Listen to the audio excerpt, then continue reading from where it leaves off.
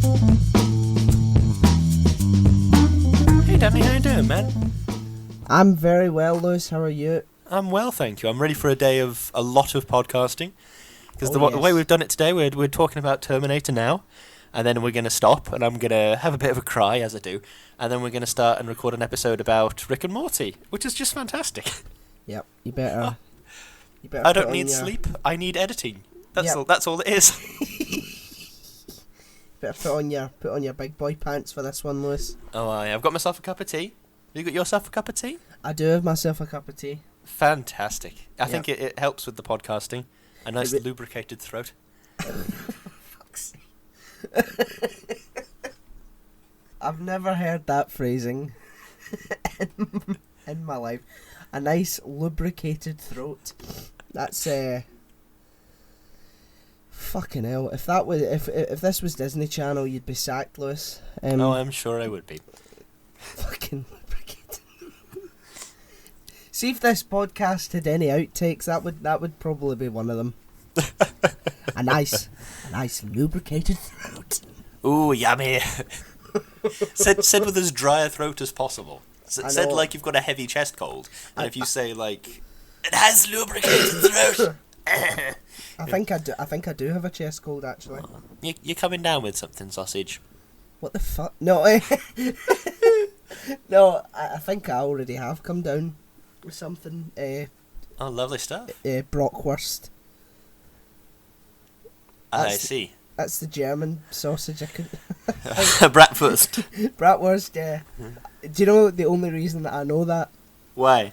Because it's in Phineas and Ferb. And like, Doofenshmirtz decides to replace all the hot dogs with bratwurst. I see. I can't imagine that would make much of a difference. Yeah. Well, I mean, he thought it would. You know, I never actually had like Sky or anything like that growing up, but I would always go around to my friend's house and watch Phineas and Ferb. Phineas and Ferb was great, man. Oh, it was brilliant. It really was. It was such a surprisingly self-aware show for being a children's show. Oh yeah. I mean, what's the point in having a fourth wall? Don't put it in, you never have to break it. Exactly. Haven't you used that joke before, Lois? Probably, yeah. Well, as we all know, Danny, I am not like you, who only ever says one joke and then never says it again. Yep. I apologise to the listeners who had to hear Lewis flog that bit again. You know, I thought we went for original content on here, but apparently, it's just take the old jokes at your arse and just fucking go ahead with them. I mean, you say we go for original content, but our entire thing that we do is talk about things that other people have done. Yeah, but we make them better, Lewis. Do we? Do we really? If we review an Oscar, if we talk about like an Oscar-rated film that's got like a dozen Oscars, so say, oh yeah, it's dead good that. If we really improved upon it that much? Yes. Obviously, I mean they need some sort of vindication, don't they? I think James Cameron has had enough vindication. If all of the like Avatar and was it for like a million years, Avatar and Titanic were like the top two most highest grossing films of all time or something. Yeah, well, fine. Maybe not vindication. Maybe vilification. Vilification. Yeah. James Cameron is evil. Yeah, maybe they need to be knocked down a peg, and that'll make them more humble, which makes them better. I suppose. Yeah. How do you think about that? I mean, Danny Boyle. He's always come across as quite a humble guy, and his films are always really good. So, I mean, I guess you're right.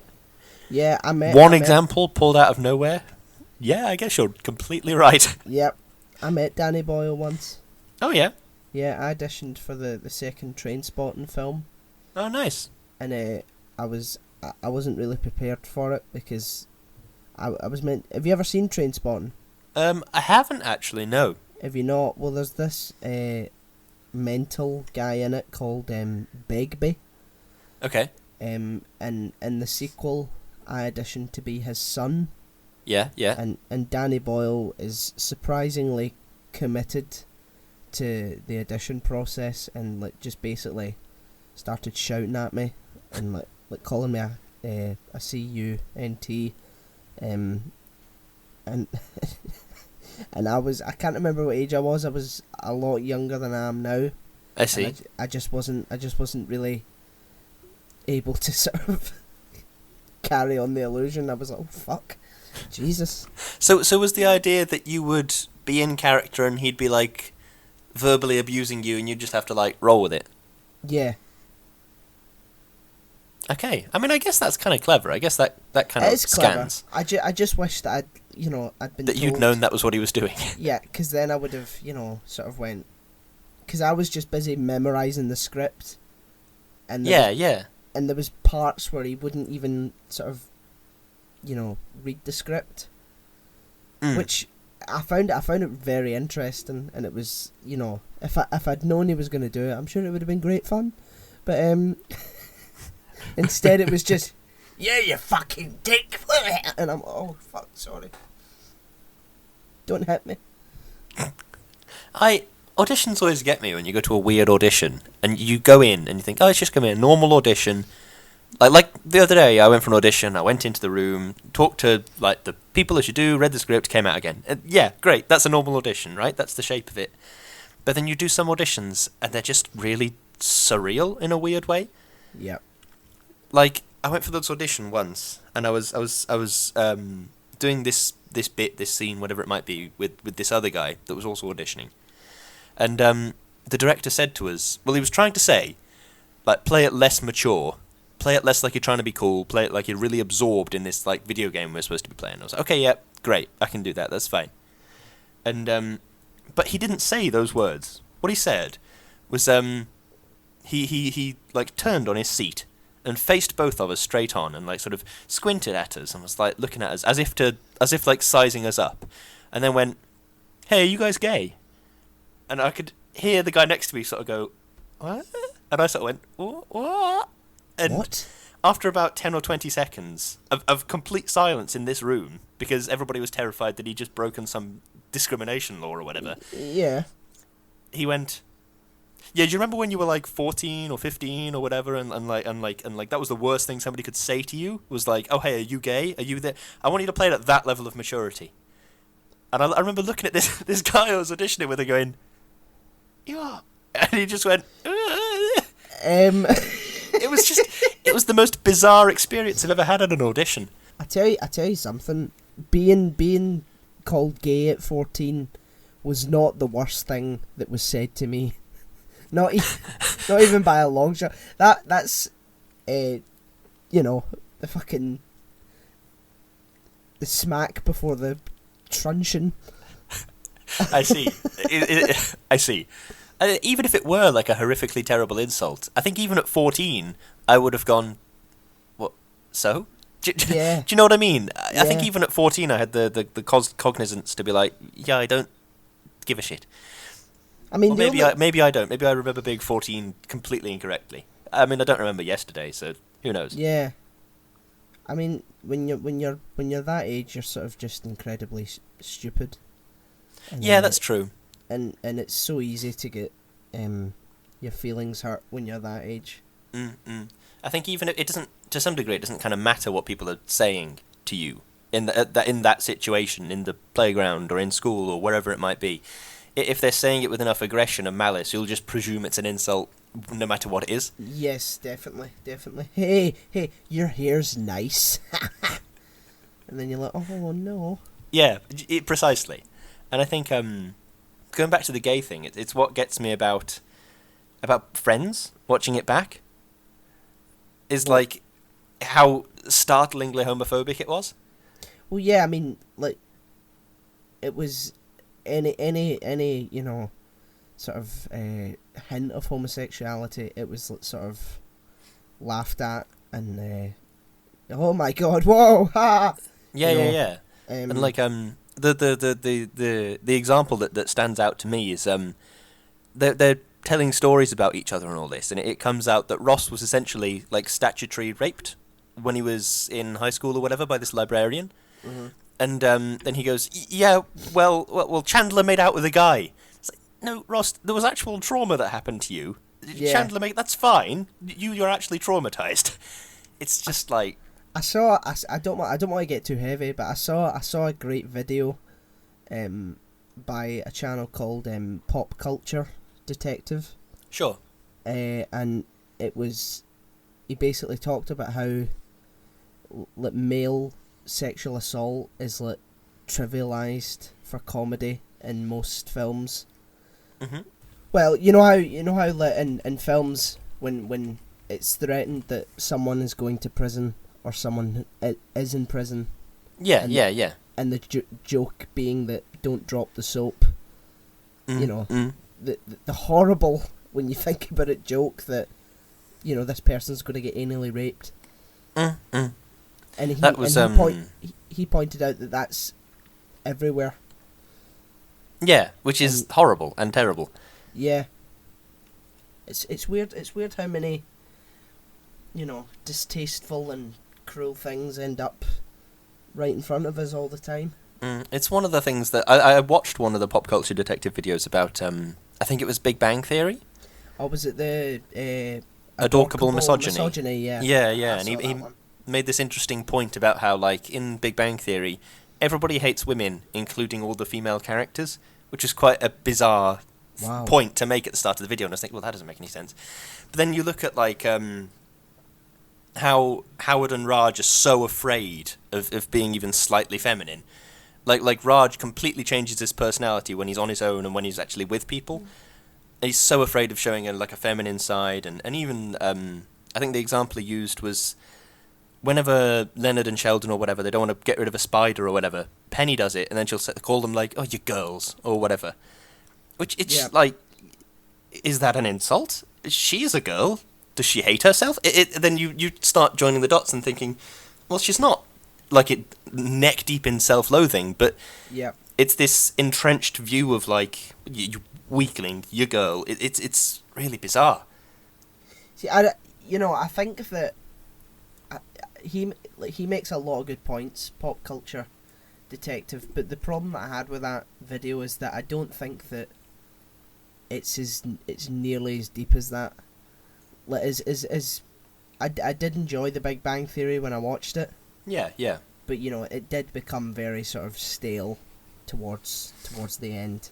I think but I don't I just think that shows like that, and most comedy shows you'll find are incredibly, like Comedy Central shows specifically, are incredibly juvenile and don't really think a lot about what they're actually saying. Sure. They're just a sort of cheap laugh at characters' expense, no matter how horrible or distasteful it is. It's, you know, it's a thrill essentially for half an hour. It's I enjoyed Big Bang Theory watching it for the first time, and I enjoyed Friends watching it for the first time, and all this. But then on rewatches, I've realised, yeah, Friends has funny moments, and the characters are interesting people, but it is problematic. And then rewatching Big Bang Theory, like, I see what you mean about the quality level. Like, it started out like a solid okay, and then it got better and better and better to season 7, which was, like, very good, watching some of the episodes, and then season 8 was immediately terrible, right from the start. Yep. I watched this interesting video by, I think, Wisecrack, where they were talking about how in Big Bang Theory, the joke is not like a science joke. The joke is that they know science. Yep. Like, they made this example of something from Futurama that they picked up and said, in Futurama, this joke is funny because they're implying that the cinema has an infinite number of screens, which of course is impossible, and that's the joke. But in like Big Bang Theory, I remember there was this one joke, something about Sheldon saying he was screwed in some context by implying that he was a piece of metal being twisted about a screwdriver. Oh, I remember the quote. It was something about being twisted helixly around an axis or something like that. Yeah, exactly. And in that situation, the joke is that he knows science. That the joke is that he has used science words and not that there is no funny thing in itself. That is an excellent point. Now that I'm thinking about that, because there are things that they just sort of speak really fast that aren't really that complicated when you think about it. It's to slyly and cheaply make you feel as if, oh God, look at these fucking nerds, you know. I mean, see the sort of pop culture stuff that they talked about. with like Lord of the Rings and Star Wars and Yeah, stuff like yeah. that. They often just got shit wrong. And I'm sitting yeah, there and I'm yeah. sitting there going, No, that's not what happened. Yeah, I know what you mean. It's bizarre. Well, do you know what they talked about a lot on Big Bang Theory? What film series they talked about quite a few times? Star Trek. Yes. Slightly more Um, pertaining to the events of today. Oh, did they talk about Terminator? I think they did. I think there was the one episode where they were going up the stairs, as they always were, and they were talking about how... Why did Skynet make the Terminator in Terminator 3 pretty? Like, what's the point in that? And all that. Right. Okay. Fair enough. Well, what a seamless segue. Yeah, a gentle and perfect segue into today we're talking about Terminator. Fucking hell. Okay. So that's a 10-minute bullshit over. We can have more bullshit if you'd like. No, it's over. I just thought it was such a seamless segue. Right. Lewis has expertly drove us into the podcast without any friction whatsoever. Just like a nice jigsaw piece fitting into place. Yeah, gently cut out the 10-minute bullshit with my scalpel. Yep. Do you know what I love about that, Lewis? I love the fact that you're so subtle with it. That you're so that you're so nuanced with it, and it's just I didn't even know. I just thought, oh my god, we're talking about the podcast now. It's very rare, and I appreciate it, Lewis. And so you should. I'm very good. Right. Do you have an opening statement? Should we? I'm gonna read out who's in it. Go on then. I'll let you. Right. Okay. It was directed by James Cameron. Woo! Starring Arnold Schwarzenegger. Woo! Linda Hamilton. Woo! And Edward Furlong. I know that there are other people in it, but those are the three main ones. Three big guys. Who was it that Edward Furlong played? John Connor. What? Yeah. I have to Google Edward Furlong now to figure out what the hell's going on. Oh, child. Yeah, okay. Yeah. Yeah, okay, that makes sense. Yeah. Okay, got it. Who was it that played T-1000 again? Was it Patrick? Robert Patrick. Robert Patrick. Yeah. And by the way, what a brilliant performance as T-1000. Oh, honestly, just emotionless and relentless. And that bit where he's sprinting after the car in the police uniform. It's just so good, right? And he's fucking... Right, we'll get into it. Okay, my opening statement is... A great, self-contained story that is simple and complex all at once. A superb commentary on the dangers of AI and losing our sense of innate value in humanity. Yeah, good one. I think we have... I don't think we've talked about AI on this podcast before. I don't... No, doesn't seem like the kind of thing we'd touch on, does it? No, it's a pretty new topic for us. Yeah. Well, we'll try and have a bit of a chat about it today, maybe if we get to it. If we can manage to squeeze that in. Yeah. I think you made an interesting point about it being self-contained. I think it's something that we sort of take for granted nowadays. Is you go and watch a film at the cinema and then you think, right, well, when's the sequel coming out then? Yes, definitely. Like I'm sure you've heard about the being a sequel to Joker being released. I know that. So annoying. Because it doesn't make Why? any sense to me.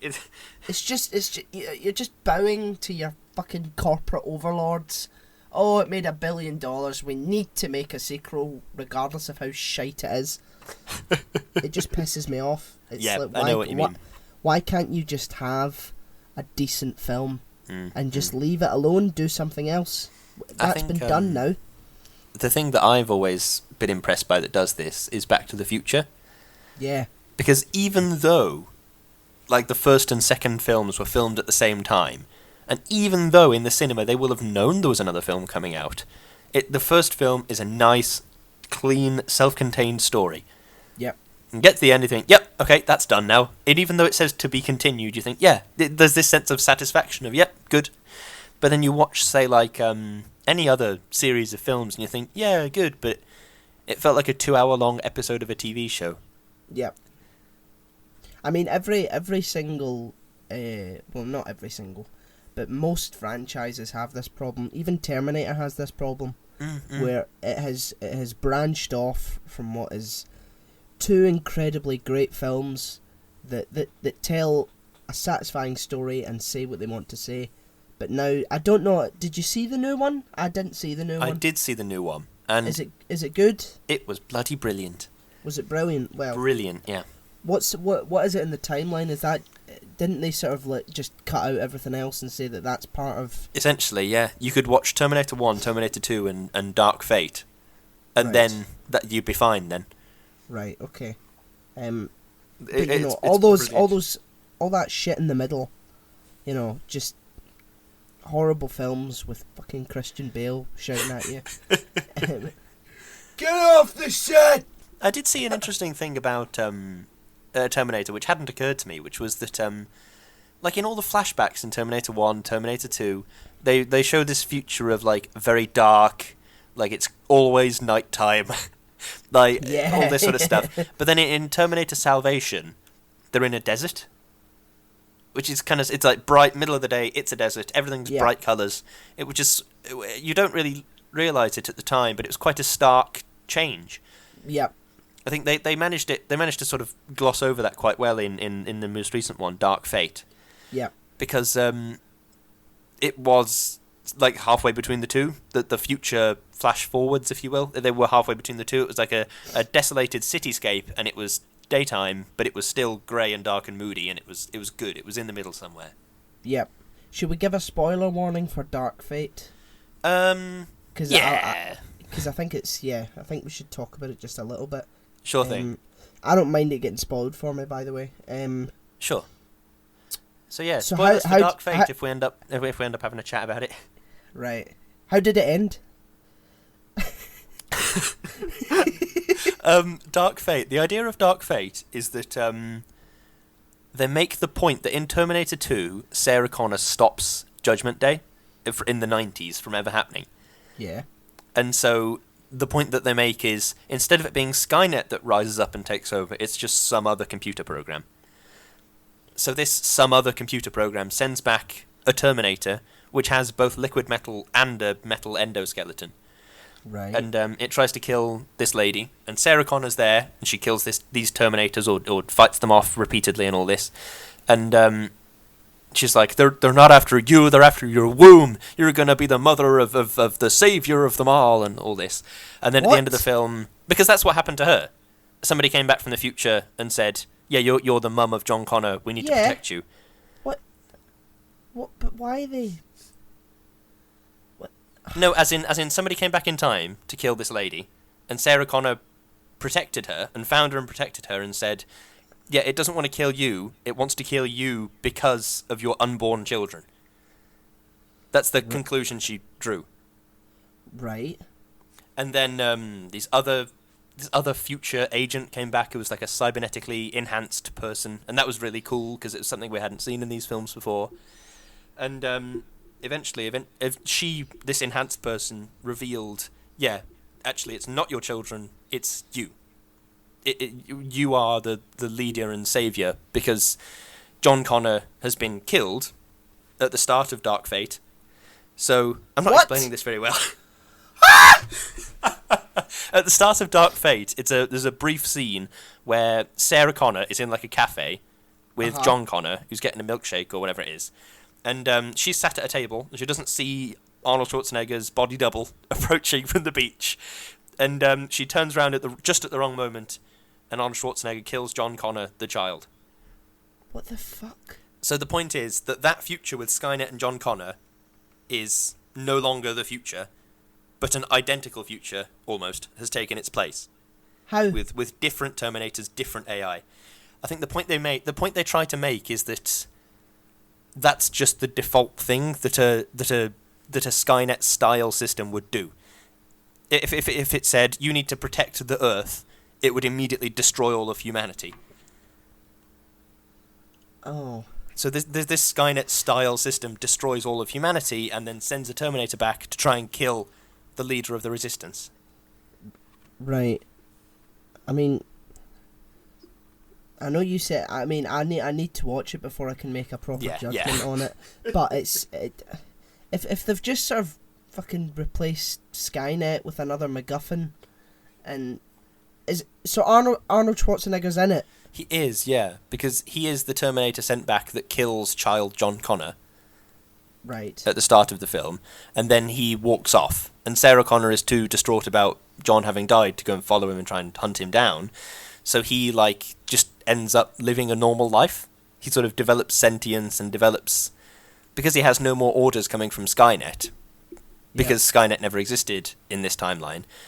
He just goes and lives in a house with this lady and her son, and cooks them food, and I think he makes this joke about she appreciated that I could change diapers quickly and efficiently, and then he lives this life, and then later in the film it is revealed that he has been helping Sarah Connor defeat Terminators that had been sent back in time. Okay, well, I haven't explained that very well, but I promise it is very good. Right, okay, I'll give it a watch and I'll see what I think of it. Compared to all the other shit Terminator films, it's really good. Yeah. I mean, I don't... Yeah, okay. I'll give that a look. Yeah, just halfway through the explanation. Oh yeah, and John Connor gets shot in the face at the beginning. Can we just talk about how fucking badass Sarah Connor is? Yeah, it always is amazing. They found this actress that goes from oh yeah, I'm just gonna go out and party with my boyfriend, and I'm a waitress at a restaurant, and then at the end of the film she's like, "You're terminated, fucker." And then the second one she's doing loads of chin-ups and shooting Terminators, and it's really good. It's fucking I think that see in that era. Yeah. That was actually one of my questions. Can Hollywood learn anything from the last century's films to create better female protagonists? Without a doubt. I think that this is one of the great gripes I have about... I mean, I know it's not Hollywood, but about Stephen Moffat, is that he has never written a good female character. All of his female characters have been either duplicitous or lying or scheming or not quite truthful. And say in Doctor Who, you look at... I disagree with you. You think? But go on. Say in Doctor Who, you look at Amy Pond and how she is at surface value, she seems to be just a fairly normal girl, and then she falls in love with Rory and marries him and all this. But quite routinely, she's quite offensive to Rory, and she's angry at him and all this. And it's you can be angry, but it just doesn't quite scan right to call him stupid all the time. And he takes it in stride, and that's just the dynamic of their relationship. But it's just watching that, to me, it's a bit not quite right. And then you look at Mary in the Stephen Moffat Sherlock adaptation. Yeah. She lies and schemes and didn't tell John she was an international assassin. What? You married him, right? And then you had his children, right? Yeah. That is... I think that...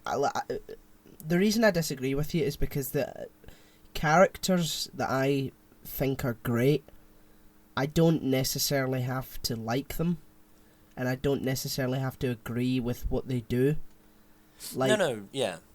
Like Missy, I think Missy's a great female character. I loved Missy when I was watching her. She is a good female character, yeah. On Doctor Who. Do you know who I think gets it really bad? Who? Who even I was in the bandwagon for. I think Skylar from Breaking Bad gets it so much worse than she should have. I think because Walt was the protagonist in Breaking Bad, I just think that everyone hated her. Yeah, jumped on the hating her bandwagon. Yeah. But when I rewatched it, it's her decisions made sense. Yeah. And I think that she's actually quite, steely and quite sort of tough. And, and it's she actually to some degree enjoys it as well as Walt, and I think what makes it interesting. I think the thing that impressed me about Skylar, both her performance by was it Anna Gunn? And a gun, yeah. But was that at the start she's like nagging Walt quite consistently and like no, Walt, the MasterCard is the one we don't use and things like that. Yeah. And you think, oh my God, Skylar, go away! I just want to see Walt cooking meth. And then by the Yes. end of the series, you're thinking, oh my God, Skylar, go away! He's terrible. He will kill Yes, you. He will definitely. infect everything around him. That's Definitely. a really impressive character growth, I think. Yeah, I mean, Vince Gilligan said at the beginning he wants to turn Mr. Chips into Scarface, and he did that excellently. I think. Yeah, that's true. I think that you know, you've got female characters from the last century like Ripley and Oh yeah, Ripley was a fantastic character. Catherine Janeway from Star Trek. Oh yeah, Captain Janeway. She was what a fucking great character.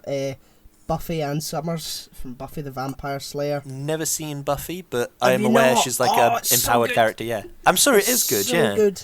is it on Netflix? I might give it a look. I don't know if it's on Netflix. I know it's on. I'll give it a look somehow.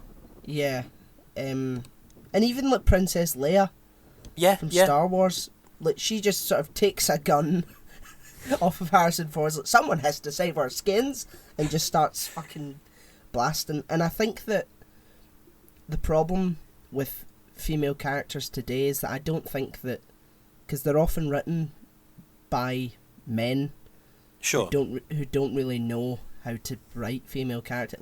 Look, Rey from the new Star Wars. Yeah. She gets a lot of gripe because she's the word that's used is Mary Sue. Okay. Which means that, and there is a male version of this trope, so it's not, you know. Mark Sam. No, it's Gary Stu. Oh, that's much better. Yeah. But what that basically means is that they have no flaws and are perfect at everything. Like, you know, in The Force Awakens, she jumps into the Millennium Falcon, having never flown a ship in her life. Yeah. Just expertly pilots it, destroying TIE fighters left and right, and she's like, how did you do that? I don't know. And then it's like, oh yeah, it was the Force.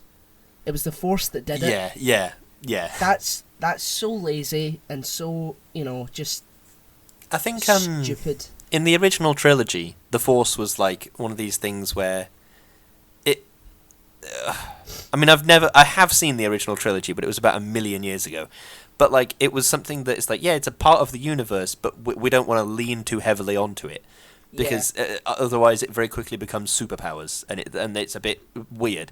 But like, I don't know how I did that. It was just the Force. It's that it becomes like it was just my Doctor Who. I've got 2 hearts. Ooh, it was just that. That's how I did it. Yeah, it becomes I'll just zap it with my sonic screwdriver. Now it's all better. Everything's fixed. Definitely. I mean, she has no training whatsoever, and she beats a sort of a Sith apprentice. Yeah. At the end of the first film, it's like, come on, just be a bit more realistic, please. I think going back to what you were saying about can Hollywood learn lessons in female characters from older movies, I think the good thing about all the female characters that you listed, like Janeway, Sarah Connor, Ripley, they're all celebrated because they're good characters, not because they're good female characters. Does that make sense? Exactly. Like Sarah Connor is a fantastic character in Terminator 2 and in the new one. It's Linda Hamilton's performance is absolutely stunning.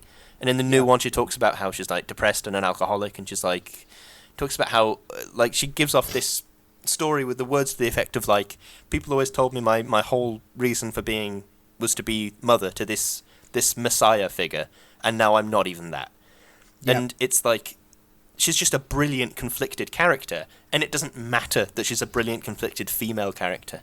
Yeah, there's a trope that sort of like is endemic that in order to make a good female character, they basically have to become default men, if you know what I mean. I think I sort of do.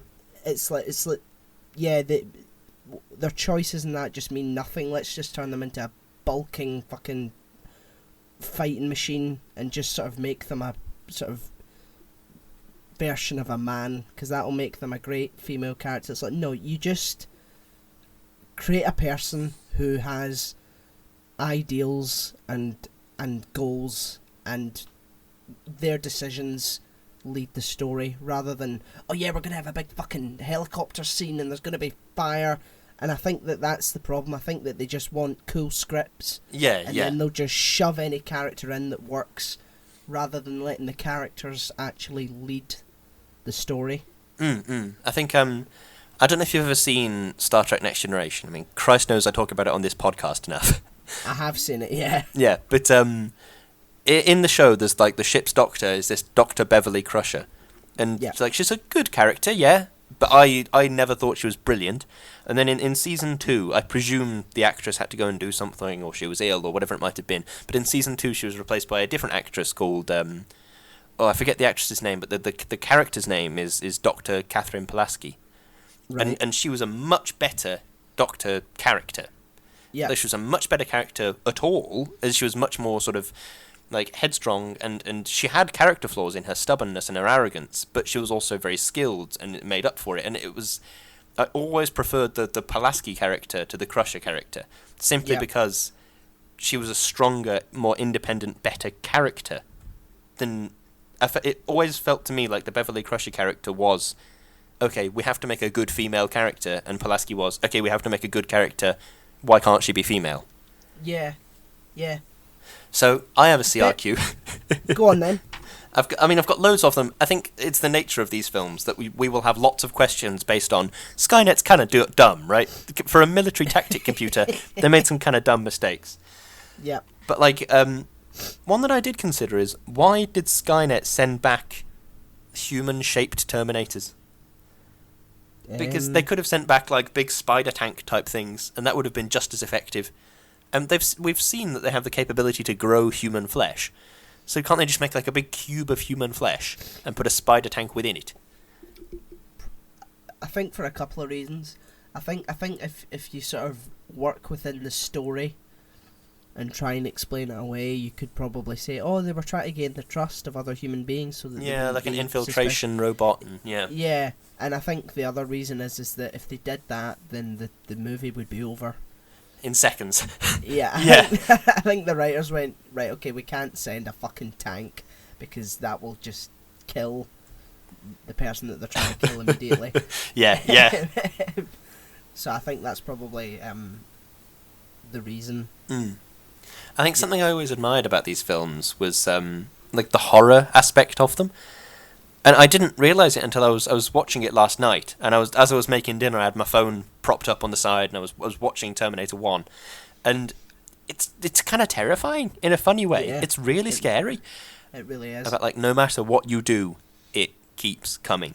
You will die. It will keep coming. Do you know what I mean? It's just relentless. It's completely just never ending. And I think the design for the actual Terminators, like the sort of silver shells, the fact that they look like skeletons, almost, I think that's just a great sort of mirroring of humanity. It's it's a sort of deformed, twisted, ugly version of what's coming to replace us. Yeah, and it's I was always impressed. I mean, this is a bit more of a meta thing that I was impressed with, but the stop motion at the end of Terminator 1, don't get me wrong, it's not great. But on the same level, it's also... It's like sort of a homage to... Oh, goodness, I've forgotten his name, but it was some of the first ever sort of animation and stop motion in films was done by this one team of experts in LA. And it was skeletons. Like these, it was like a retelling of some old Greek myths. And there were little skeleton soldiers with swords, and it was terrifying at the time, because it's like, oh, it's dead bodies coming out of the ground to attack us, and now that we're sort of desensitized to it, it's like sort of an updated version of that to some extent. It, like you say, it's literally the machines coming to replace us, and it's like a twisted, deformed parody of our corpses. Definitely. It's horrible. It's horrifying. And like, people talk a lot about how Alien, the first one, was like, it was a horror film. There's no way that you could watch Alien and not think it's a horror film. Yeah. But I think that Terminator 1 in a strange way, it sort of is like a horror film. It's not like a Conjuring, and it's not like a... It's It's not not a a cheap Texas action Chainsaw film. Massacre. Yeah, it's more than a cheap action film. Yeah. It's spooky 'Cause as hell. Arnold Schwarzenegger did a lot of action films in those days. I can certainly like- imagine so, yeah. You know, he did films like fucking End of Days and stuff like that, And Total Recall. yes, exactly. I mean, stuff like that. But there's something just a bit more substantive with Terminator. Yeah, yeah. There's something just a bit more sort of, it's under the surface. It's trying to say something rather than just a sort of film about the devil coming to kill everyone. Yeah, yeah. I think to say that this was the role that Arnold Schwarzenegger was born to play is underplaying it quite dramatically. Oh yeah, I mean, it is. He is the Terminator. Yeah, yeah. You could go back in time, cast anybody else from any point in history. Nobody would do it as well as that. Yeah, I mean, I think the fact that they chose him to play it is another sort of flaw with Skynet, because they've sent back this exaggerated version of what a masculine man looks like. Yeah, yeah. And while they're trying to infiltrate, like how can how can a guy like that infiltrate like anywhere? He is not inconspicuous in any way, and I think because Skynet is like so obsessed with perfection, it's like if I saw a guy coming up to my house who looked like that, there is no way that I would be opening the door. I would be fucking out of there regardless of whether he was selling cookies. I don't care. I'd be out of there.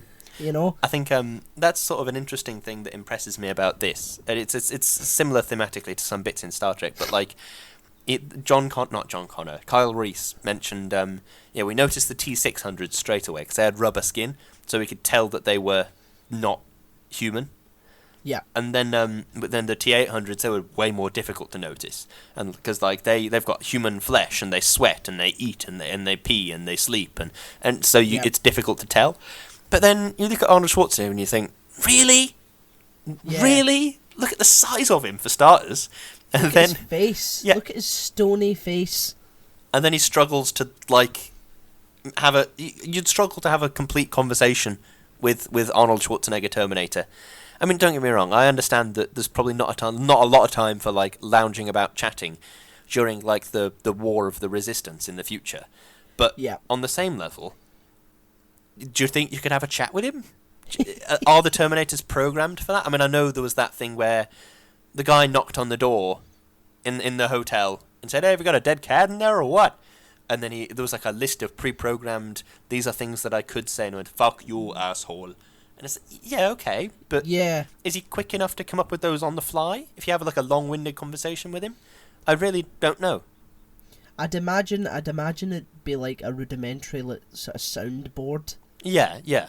Like, because I think that they're just so focused on, yes, you're there to kill that person, you're not there to sort of chat, you know, but I think that there'd be a sort of, hello, how are you, you know, just sort of basic statements that anyone would say. Sure.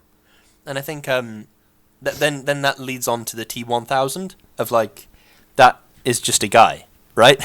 if like he put on the police uniform, sure, and he was pretending to be a police officer to get people to talk to him, but he could put on like a suit and a tie and be an office worker. He could look like anything. I mean, Skynet should have sent them first. Yes, definitely, 100%. Skynet, if it had any fucking brains, it should have sent T-1000 first. But didn't they send them at the same time, and it just was a matter of time to who got there? Yeah, you'd suppose so, wouldn't you? Of like, I mean, if Arnold Schwarzenegger failed, then Robert Patrick would jump in and take over. And like, okay, well, it just so happens that the T-800 didn't kill John Connor, so I'll do it. Yeah. I mean, fair enough. And I think it's seeing progression over the course of several films that impresses me with things like that. Like I mentioned earlier, it's thematically similar to Star Trek, which is one of the most ridiculous things I've ever said. But like in like the original series of Star Trek, the Klingons were always the enemy, And like they were, yep, these are the enemy. And then in the next iteration, there was a Klingon on the bridge of the Enterprise. Yeah. And then like the Borg were always the enemy. And then in the next one, And then the Borg is 7 of 9 in Voyager. And it's that impresses me, that sort of diplomacy, moving forwards, progress type thing. Well, that swiftly brings me on to my next question. Uh-huh. Does progress always ensure prosperity? Oh, there's some kind of law about the economy that comes to mind. I don't mean a law as in don't murder, but I mean a law as in like a universal law. Yeah, about like the idea of like back when computers, machines even weren't a thing. Everybody just sort of went out into their field, harvested the wheat, made it into bread, then sold it. Or even just harvested the wheat and took it to the mill. Then the guy from the mill took it to the baker. Then the baker baked the bread and gave the bread to everybody. And that's the nature of that society. And then the idea is that when a plough was first generated, or when a mechanical plough was first generated, the people that would have been otherwise ploughing the fields could then train up and get a better job as the guys who repair the plough. Yeah. So they haven't lost work; they've just got different work. And so progress to a point is not great, because then when you can have a machine that repairs the machine, then nobody needs to repair that initial machine because it repairs itself. So there is a point at which progress becomes not great, or at least not economically sensible. Yeah, I mean, it's progress that sort of, developed Skynet. That's true. And so maybe is the film trying to say that everything in moderation? Maybe.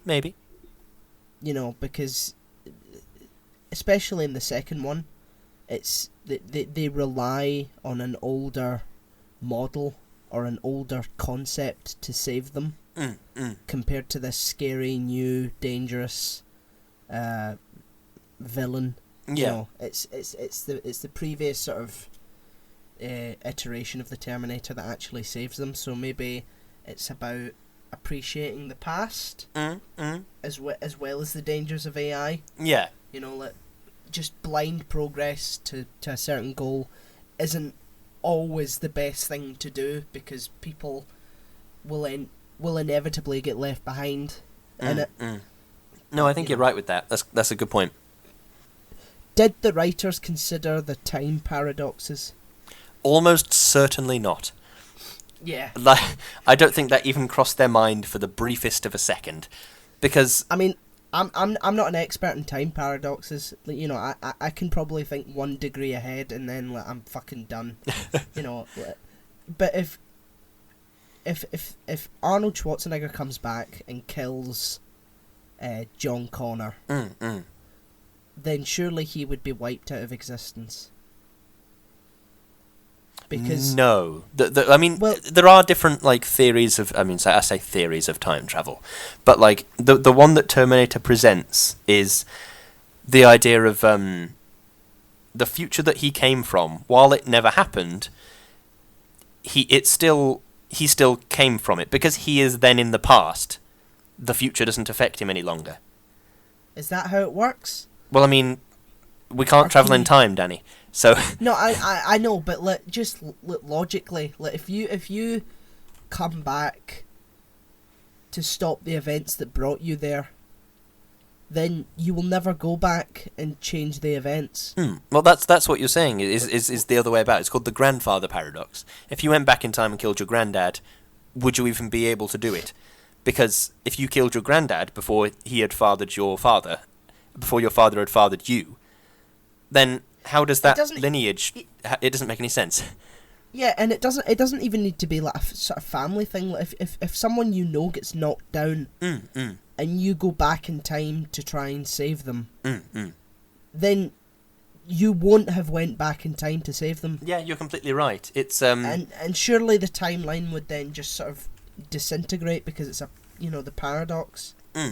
But then there's that's what you're suggesting is what happened in Back to the Future, when Marty's got that picture, and when it looks more and more like his parents aren't going to get together, that he is erased from future, and like he suddenly like collapses, he feels ill because he's been erased from the future. His parents don't get together, he is never born, he never went there. So while he's set a chain of events in motion, the events themselves are then happening in their own right, in spite of the fact that he's gone back. Yep. So I think that's the idea that they're trying to say is, once you've set a chain of events in motion, if the events have their own momentum, then they'll happen. But you're completely right. The grandfather paradox is a difficult one to get around. Yeah. I don't even think like, I think that's just what makes time travel, like, or changing the past impossible. Yeah, you're right. Because if you go with the intent to change time, then you won't be able to do it.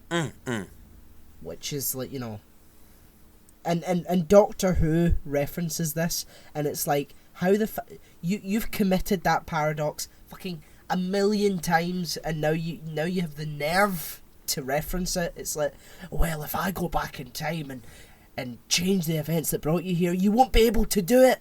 So you did that last fucking episode.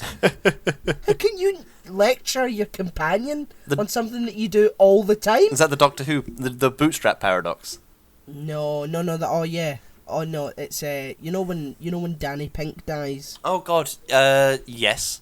And Clara steals the TARDIS keys. Yeah. And says, "Go back and save him." And Peter Capaldi's like, "If I change the events that brought you here," Yeah. And then and Clara quite rightly points out, it's like, wait a minute, you change time like all the fucking time. Like, you just disregard. The story lets you disregard paradoxes constantly, but because my boyfriend's dead, it's like, no, I know when I can and I know when I can't. He literally says that. That's very strange, though. Like, he's like, I've got this theory about there are fixed points in time and all this, and it's like, yeah, okay, great, bollocks. But like, it doesn't make sense, because what would the cutoff point be? Like, say the fixed point is like waters of Mars. The fixed point is they all die, and that affects things for centuries to come. Yeah. Like, well, why is that not the same as Clara going back in time and saving her boyfriend? It doesn't make sense. You're right. Yeah, and plus all the sort of future stuff that the Doctor talks about, it's like we never see any of it. This radical change that happens for humanity. Like, we go into the future of Earth constantly, and we never fucking see it. Do you remember when Christopher Eccleston was the Doctor, and we went into like the year 5 billion? Yeah. 5 or with the the big satellite 5. Yeah. It's like none of the stuff that David Tennant talks about is even in there. So it's like, you're just talking shite. Oh, it's a fixed point. That'll all happen. It's like, well, you fucking try and at least stick to the continuity that you've set up. That's why I think that a show like Rick and Morty has it right. Yeah, I think Justin Roiland has said on multiple occasions that time travel is jumping the shark. Yeah, don't go near time travel, because you'll just fucking hurt your head. Yeah. And you'll create a ridiculous story. And there's that point that, is it season 3 or something, where Rick is like, hey, you guys want pizza? And they were like, yeah, and he jumps through a portal, and then immediately comes back with him and says, by the way, I didn't do any time travel, any hacky shit like that. I teleported to a Domino's, and these were just on the side.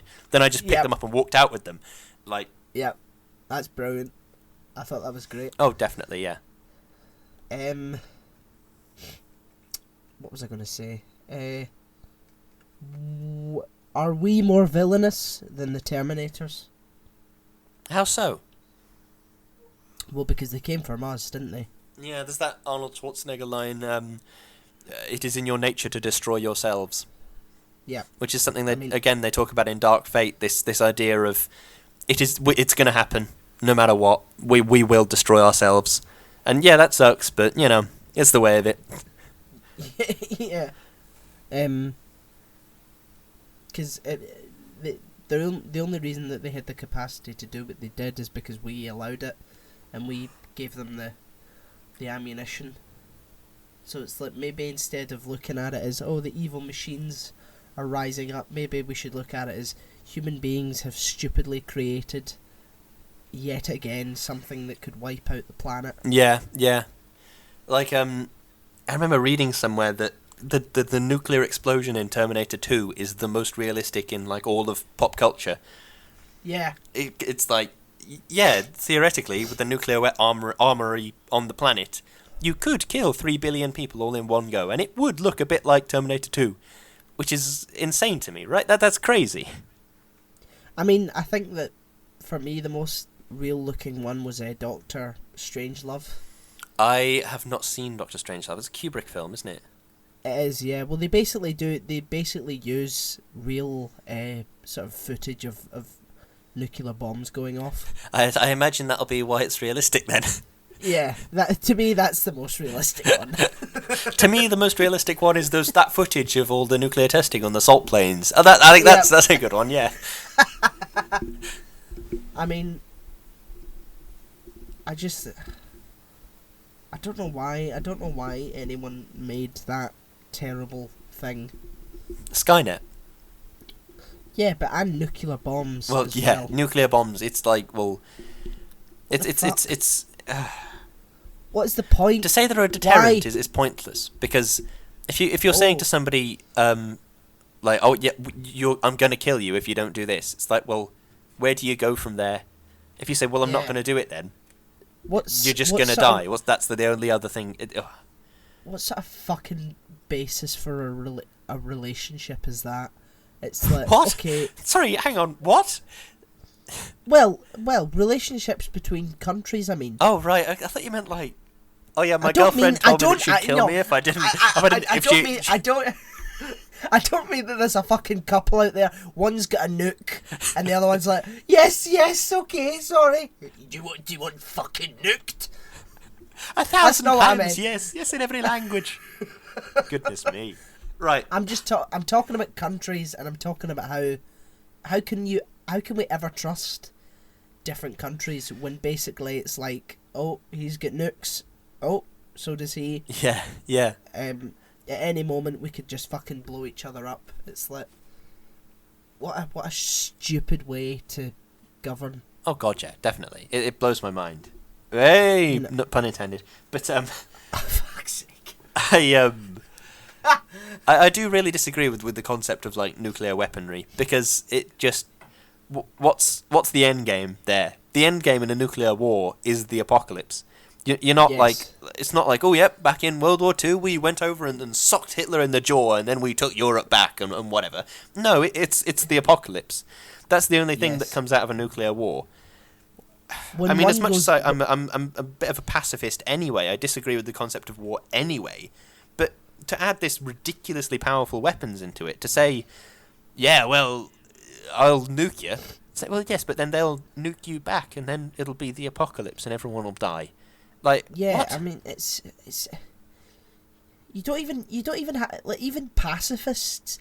I think even like people who think that fighting is necessary. It's in your interest for there not to be fucking massive bombs that could wipe out entire countries. Yeah, you're right. And it's people are, oh, you fucking snowflake. You know what I mean? Just no, I'm not a snowflake. I just don't want nuclear war. Your generation and all your fucking whinging. It's like, no.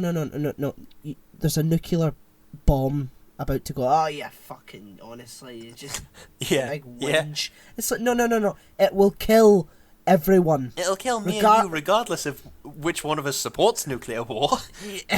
Regardless for who you vote for, everyone will die. Yeah. Okay? Yeah. It's not, I'm being as, unpartisan as possible with this. We are all moments from death, and you're calling me a snowflake. Go and hug your children. You fucking tree hugger. Imagine no wanting a big fucking fuck off nuclear bomb in your garden.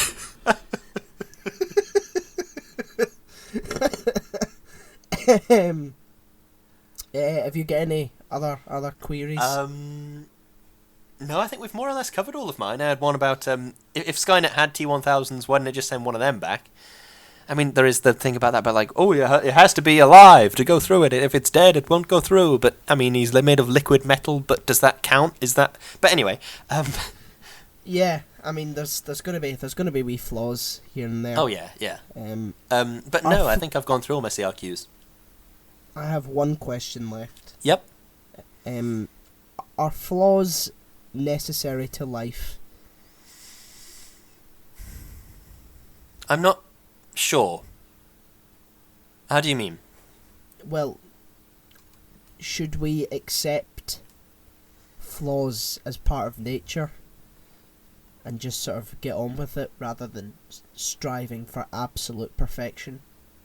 I think, to some degree, yes. Like, don't get me wrong, we should still try and, like, vaccinate against diseases. We shouldn't just say, Yeah. right, well, you have got this horrific disease, you will die now. We should still try and vaccinate against diseases and still have, like, the concept of, well, I mean, yeah, this is an imperfection in the human genome or whatever. But, like, I think if it's a... I'm not sure what the point I'm trying to make is.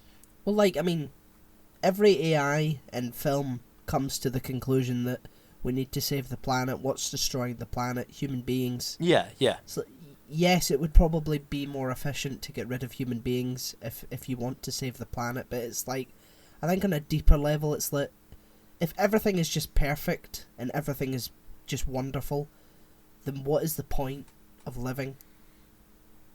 If there are no challenges to overcome, Yeah, if there yeah, are no I know what sort you of mean. things to better yourself, then there is no point to strive or to do anything because everything's already there. Yeah, I completely understand that. Apparently that's, you know The Matrix? Yeah. It's in some extended part of the canon in a handbook of a graphic novel of a footnote or whatever it is. There's some part Right. that says that in The Matrix, originally, they did put everybody's consciousnesses into a heaven, essentially. Into a non-optional, like a utopia version of the 90s that Neo finds himself in. Right. But then people very quickly realised, oh, this is dead good. There's nothing to do. So very quickly it became... Yeah. People generated problems for themselves. People were saying, well, there's nothing to do. Oh yeah, I'm going to go and... I feel like murdering someone. I'm just going to go down the street and murder that girl. Or whatever. Do you see what I mean? Yeah, I mean, that's why utopias just don't work. Mm-hmm. Because human beings aren't... We haven't evolved to live in utopias. Mm. Regardless of how much we moan and cry about how horrible life is, it's like, if we didn't have that, and if everything was just perfect, it would end up becoming like that because we would just be bored to tears and we would end up just committing crimes because, well, everything's perfect, so who gives a fuck? Sure.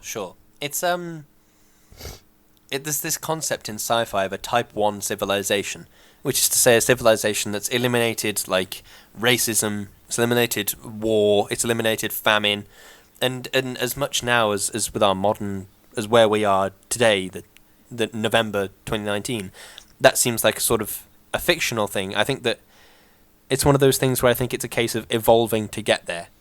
Of, like, with each generation of humans, it's like, you go back 2 or 3 generations, and it was very accepted that everybody hated black people. You go back a little bit further, it's very accepted that everybody hates women. I'm not having votes for my wife doesn't deserve a vote, etc., etc., etc. Yeah. And I think the question that you're asking, and the question that is at the footnote of both of our arguments is it human nature to have this superiority complex? No, I don't think so. No, neither do I. But I think it's learned. Definitely. Yeah. I think, like, you see those really sort of harrowing Louis Theroux documentaries where he goes to see the Westboro Baptist Church, and there's a little kid holding up a sign that says "God hates fags," and it says to the kid, "Do you know what that means?" And he says, "No, I can't read." But that kid's going to grow up in that environment of gay people are worse than me, women are worse than me. Do you see what I mean? I mean, definitely. But I think it's hopeful that these horrible ways of thinking are not inherent. I think it's because I've certainly seen certainly a few people like Megan Phelps who left the Westboro Baptist Church. Yes, yeah. She's written a book, hasn't she? She has. She broke free of her, conditioning and her indoctrination, and it's, human beings are not built for just one way of thinking, and that's it. Yeah, forever. I completely agree. We're just so ever changing and just evolving constantly. Mm-mm. And I think that like, Star Trek makes a really good sort of point with it, even though that the type of civilization that Star Trek is, it's like that's that Type 1 civilization that you're talking about. Yeah, yeah. But even with someone like the Borg, it's like that is, you could argue that is a Type 1 civilization. Yeah, yeah. I think the difference is that obviously they aren't doing it through free will; they're doing it through being controlled. It's like that's why I just don't buy that. Like, I just think everything has to be in moderation. Sure. I think that you take the good things and you ignore the bad, and I just jumping on to an ideology or a way of thinking wholeheartedly, accepting all of its accolades is just silly. Yeah, definitely. Well, so yeah. After we've had that deep chat, you got a closing statement for us? I do have a closing statement.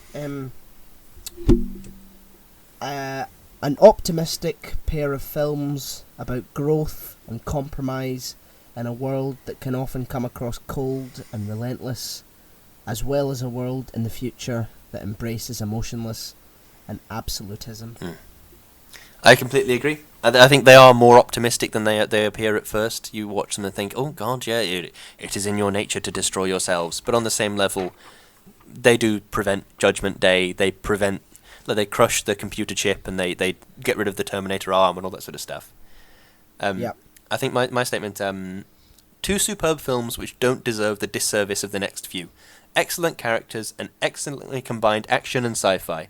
It makes you feel for Arnie in Terminator 2, despite the fact that he's a killer robot sent from the future. Yep, Arnie, yeah. I'm gonna read the last lines of Terminator 2. Okie Because I just think they're fucking fantastic. Mm-hmm. The unknown future rolls towards us.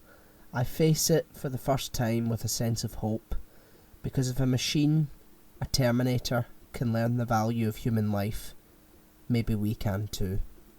I really like that. That's good. I really like that as well. I think that's a perfect bookend. I think it is, yeah, you're right. Okay, so to the podcast. Where can people find you on the internet, Danny? They can find me at O'Hiram on Instagram. They can find me at CareSo2000. And my Facebook page is Daniel Care. Good stuff. I am at Lewis_Brindley on Instagram. I am Lewis Brindley 4 on Twitter. You can also find me if you just go out into the street and shout my name. There's a chance I might come around the corner and say hi. Lewis! No. But but yeah, you can follow the podcast on Apple Podcasts, Spotify, on the podcast website, which is shoutingintothevoid.podomatic.com. Share it. Let everybody know about it. Share it with the world, with your family, with your friends. Let everybody know. Share it before the machines rise up and fucking kill us all. Because they almost certainly will. Yep, they really will. I bet that'll happen. I saw that meme ages ago. Oh, what's your retirement plan? Oh, my retirement plan is to die in the climate wars. my retirement plan is to die in the Terminator wars. That's my plan. What would you rather? Would you rather that the world sort of lost the ozone and burned, or would you rather that the machines rised up and killed us all? Don't know, man. I think it's almost asking, would you rather get shot or stabbed? I mean, yeah, you're right. It's like in those situations, if you see on the news like killer robots are turning on us. These robots have escaped from Dyson Industries or whatever it was in the film. Immediately, one of my thoughts would be, okay, well, let's see how this plays out, and in a couple of weeks, if it looks like things are getting a bit worse, might be suicide for me. That's because some part of me would just say, I don't want to live in that world. I don't want to live in that post-apocalyptic future. Yeah. I mean, I think that the greatest human freedom is the freedom to be able to choose when you live and when you die. Yeah, that's completely true. I mean, that might be a controversial statement for some, but if I want to end it, why shouldn't I? You know, it's my life. I'll do what the fuck I want. What you gonna do? I'm gonna probably eat some cheese. I eat a lot of cheese. Do you know, I saw a thing that if like on Is this to do with cheese or suicide, Benny? It's about the latter. I see.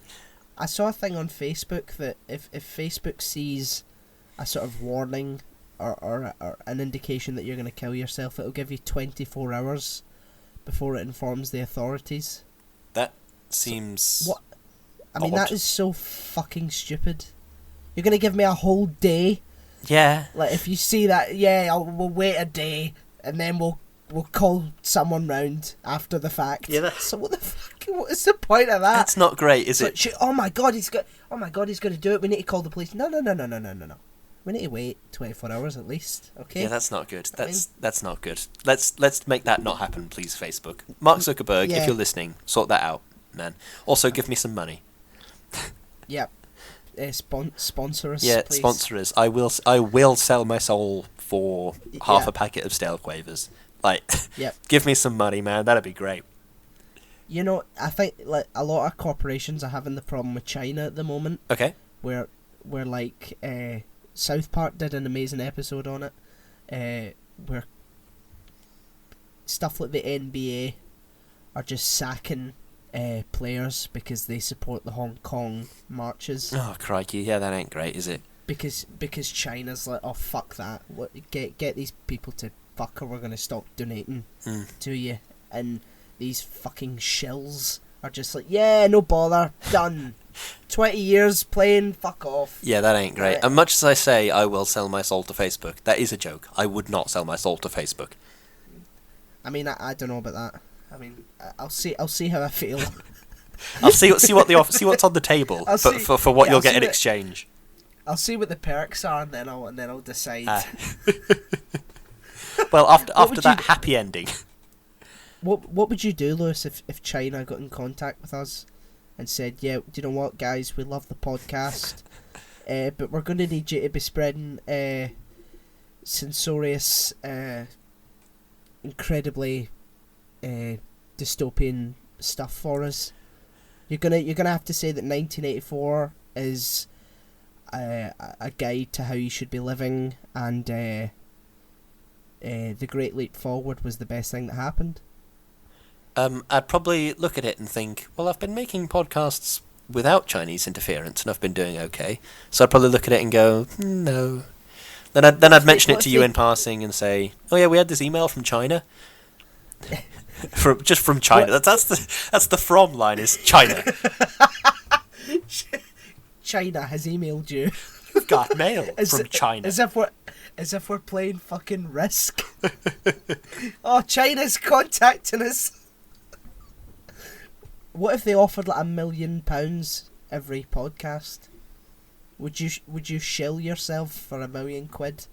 Well, every podcast. Right, it depends. What am I actually doing? Am I saying like, oh yeah, I'm anti-democracy, I'm anti this, I'm anti that? You're spreading oligarchical communism, essentially. I'd like to say that I'd probably like to think I'd find some way to get around it. I'd be like, okay, yeah, I'll make anti-democratic podcasts, and then I'd release them on a private RSS feed or something. Now, what if they have to be public? Then no, I wouldn't do that, because I believe that speaking about things like that is almost as dangerous as actually doing them. Wow. That's a guy with integrity here, folks. Aye. If I couldn't find a way around it, no, I wouldn't do it. I tell you something, see if they offered me £1 million, I'd fucking shit in a bag if that's what they wanted. Shitting in a bag? I feel like that's not difficult. Yeah, but it's embarrassing, isn't it? I mean, I suppose, yeah. If you're on a table fucking shitting into a bag. I mean, I don't know. I don't know if that's something that I would take in my stride. We need you to shit in a bag, okay? For £1 million. Oh, God. Fucking hell. So, what... what what are we doing next week, Lewis? Does it fucking matter? We're doing why the Communist Manifesto is the best thing on the planet. Oh, Jesus. Well, I mean, next week we said we were going to do 1984. The book. There is a film.